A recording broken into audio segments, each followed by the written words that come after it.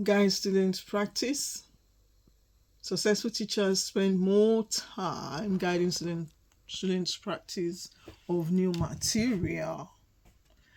So remember we have one. One is what? One is what? Is it spend? Begin. What is begin? Oh? Látàárọ̀ tá ti ń kà. One is begin a lesson. Jesus. Begin a lesson with a short review of what's this? Previous learning. Yeah. With a short review of previous learning. Daily review can strengthen previous learning and can lead to fluent recall. Begin. And then the second one starts with present. Present new material in small steps with students practice. After each steps, only present small amount of new material at one time and then assist students as they practice this material. And then the third one is ask a large number of questions. The first one is begin. Start with begin. Ask. No.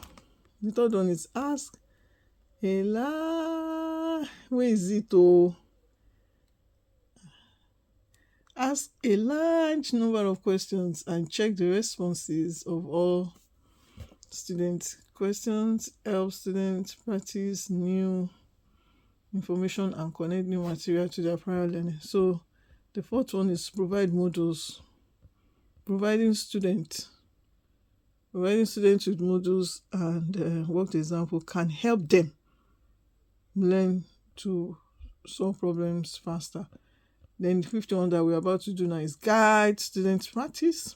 Successful teachers spend more time guiding student practice of new material. So, research findings. It is not enough simply to present students with new material because the material will be forgotten unless there is sufficient rehearsal. An important finding from information processing research is that students need to spend additional time rehearsing, elaborating, summarizing new material in order to store this material in their long-term memory. When there has been sufficient rehearsal, the students are able to retrieve.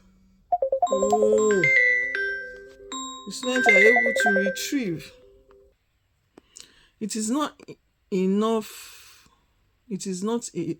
simply to present students with new material because the material will be forgotten unless there is sufficient rehearsal. An important finding from information processing research is that students need to spend additional time rehearsing, elaborating and summarizing new material in order to store this material in their long-term memory. When there has been sufficient rehearsal, students are able to retrieve this material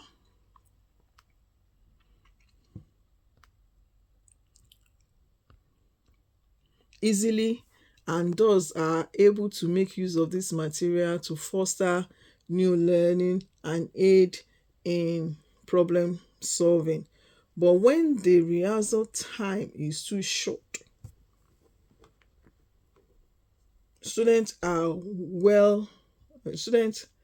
less able to store,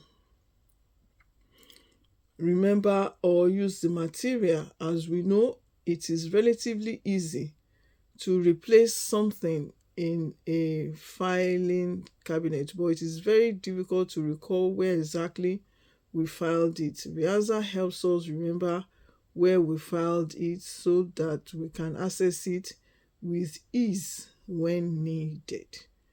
A teacher can facilitate this rehearsal process by asking lots of questions, good questions regarding students to process and rehearse the material. Rehearsal is also enhanced when students are asked to summarize the main points and when they are supervised as they practice new steps in a skill.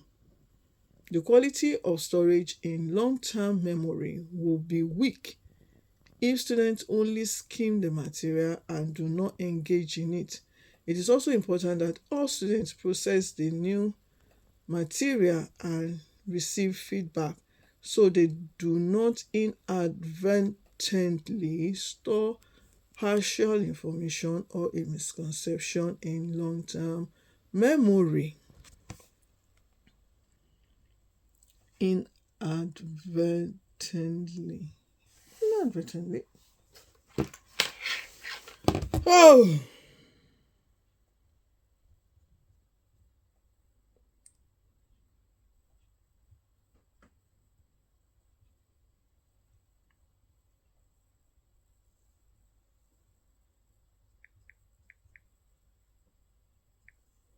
Inadvertently. Mm-hmm. Inadvertently. What did I say? Inadvertently.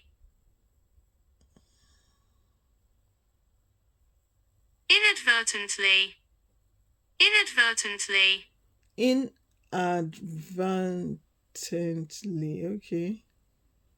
Okay. It is important that all students process the new material and receive feedback so they do not Inadvertently.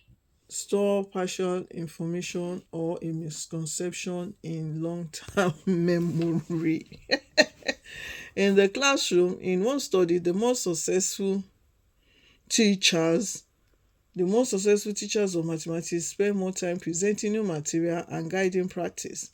The more successful teachers use this extra time to provide additional explanation, give many examples, check for student understanding, and provide sufficient instruction so that the students could learn to work independently without difficulty. In contrast, the less successful teachers gave much shorter presentation and explanation and then passed out worksheet and told students to work on the problems.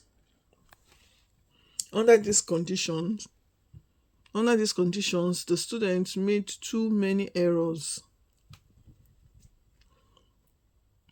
and had to be retaught the lesson. The most successful teachers presented only small amount of material at a time. After this short presentation, this teacher then guided students practice.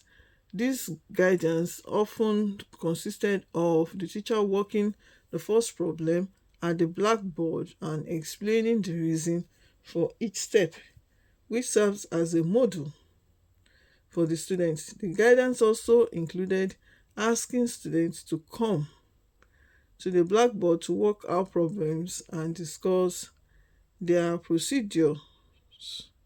Through this process, the students seated in the classroom saw another models. Although most teachers provided some guided practice, the most successful teachers spend more time in guided practice. More time asking questions, more time checking for understanding, more time correcting errors, and more time having students work out problems with teacher guidance. Teachers who spend more time in guided practice and had higher success rate also are students who were more engaged during individual work at their desk. This finding suggests that when teachers provided sufficient instruction during guided practice, the students were better prepared for the independent practice, e.g., seat work and homework activities. But when the guided practice was too short, the students were not prepared for the seat work and made more errors during independent practice. Is the seat work not the independent practice?